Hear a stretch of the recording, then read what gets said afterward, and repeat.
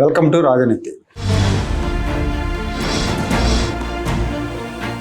2019-2024 మధ్య తిరుమల దేవస్థానానికి నెయ్యి పేరుతో రసాయనాల మిశ్రమాన్ని సరఫరా చేశారని సుప్రీంకోర్టు ఏర్పాటు చేసిన సిట్ నివేదిక ఇచ్చింది. దీని మీద సిట్ విచారణ జరిపిన తర్వాత కోర్టులో ఏసీబీ కోర్టులో ఛార్జ్షీట్ దాఖలు చేసింది. అసలు పాలే లేకుండా పామ్ ఆయిల్, పామ్ కార్నెల్ ఆయిల్తో రసాయనాలు కలిపి నెయ్యి లాంటి పదార్థాన్ని తయారు చేసి టీటీడీకి సరఫరా చేశారు. 5 ఏళ్ల కాలంలో 60 లక్షల కిలోల కల్తీ నెయ్యి సరఫరా చేశారు. 235 కోట్ల రూపాయల నిధులు, టీటీడీ నిధులు కైంకర్యం చేశారు. ఈ నెయ్యితోనే శ్రీవారికి నైవేద్యాలు తయారు చేశారు, లడ్డూలు తయారు చేశారు. 20 కోట్లకు పైగా లడ్డూలు తయారు చేశారు. భక్తులకు అవే పంపిణీ చేశారు. భక్తులు అవే తిన్నారు. ప్రధానమంత్రులు, సుప్రీంకోర్టు న్యాయమూర్తులు, హైకోర్టు న్యాయమూర్తులు, ముఖ్యమంత్రులు సైతం ఈ కల్తీ నెయ్యితో చేసిన లడ్డూలు తిన్నారు.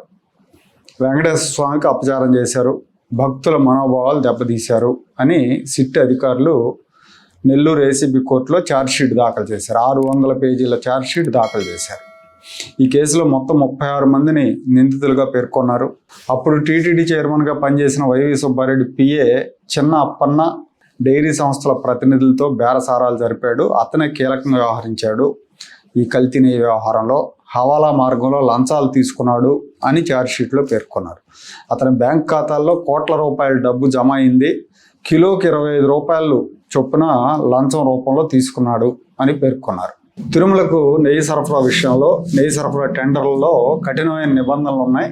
2019లో వైఎస్ఆర్ కాంగ్రెస్ పార్టీ అధికారంలోకి వచ్చిన తర్వాత ఈ నిబంధనలను సడలించారు అని నివేదికలో పేర్కొన్నారు.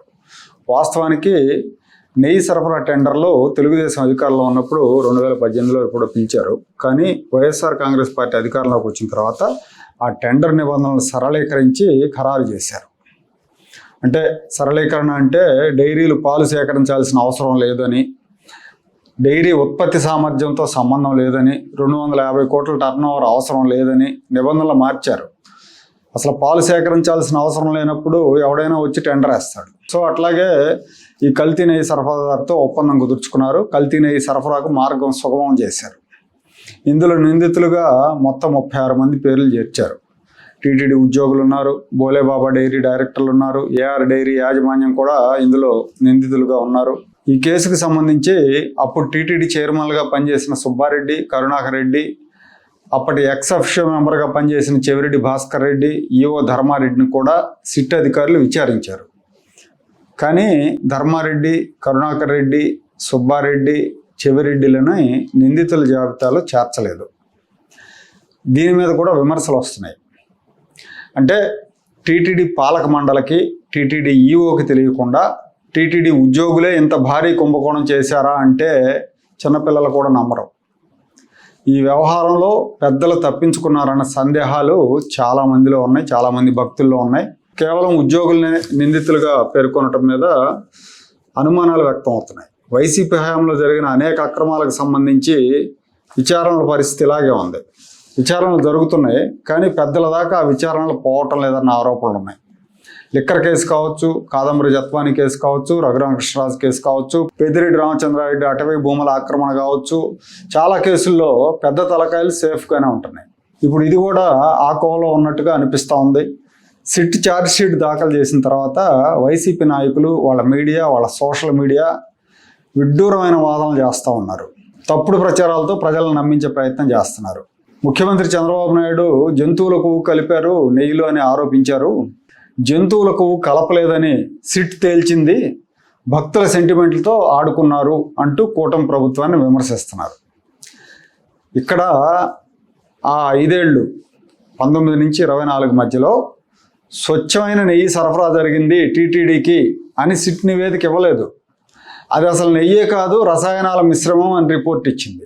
230 కోట్ల కుంభకోణం అని పేర్కొంది. వీళ్ళేమో జంతు కొవ్వు కలిసిందన్న ఆరోపణలు మీరు చేశారు, సో జంతు కొవ్వు కలిసిందన్న నివేదిక ఇవ్వలేదు కాబట్టి మేము పరిశుద్ధులం అంటున్నారు. వాళ్ళ క్లీన్ చిట్ ఇచ్చినట్టుగా ప్రచారం చేసుకుంటున్నారు. సరే, జంతు కొవ్వు కలవలేదు, ఓకే. మరి నెయ్యి పేరుతో ఆరోగ్యాన్ని దెబ్బతీసే రసాయనాల మిశ్రమాన్ని సరఫరా చేశారు, కుంభకోణం జరిగిందని తేల్చారు. దానికి బాధ్యత వహించాల్సింది ఎవరు? వైసీపీ కదా. ఇది ఎలా ఉందంటే, ఉదాహరణకు ఒక వ్యక్తిని మీరు తుపాకీతో కాల్చి చంపారు అని ఆరోపించారు, కానీ గొడ్డలతో నరికి చంపారని విచారణలో తేలింది, కాబట్టి మీరు తప్పుడు ఆరోపణ చేశారు అన్నట్టుగా ఉంది. మనిషి చచ్చాడు అన్న విషయం పక్కన పడేశారు అన్నమాట. అట్లనే ఉంది వీళ్ళ వాదన. మేము పరిశుద్ధులమని చెప్పుకుంటున్నారు. 60 లక్షల లీటర్ల పామాయిల్ కెమికల్స్ మిశ్రమాన్ని నెయ్యి పేరుతో కొన్నారు, దాని ప్రసాదాల్లో వాడారు. దీన్ని సిట్ తేల్చింది కూడా. ఇంత ఘోరమైన పాపం, వెంకటేశ్వర స్వామి సన్నిధిలో ఇంత ఘోరమైన పాపానికి పాల్పడి మీరు జంతువులు కొవ్వు అన్నారు, అది కొవ్వు కాదని తేలింది, మాకు క్షమాపణ చెప్పాల్సింది అన్నట్టుగా మాట్లాడుతున్నారు. ఉప ముఖ్యమంత్రి పవన్ కళ్యాణ్ మెట్లు కడిగే ఫోటోలు పెట్టి ట్రోల్ చేస్తున్నారు.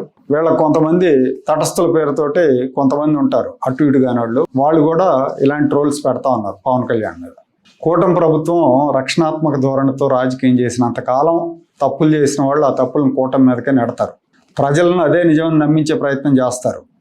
తప్పుడు ప్రచారాలు చేస్తే తోలు తీస్తారన్న భయం లేకపోవటమే దీనికి కారణం.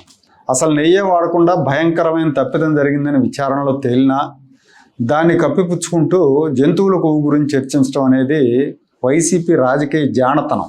ఈ బరితెగింపు ధోరణి వల్లే వైసీపీని ప్రజలు యావగించుకుంటారు.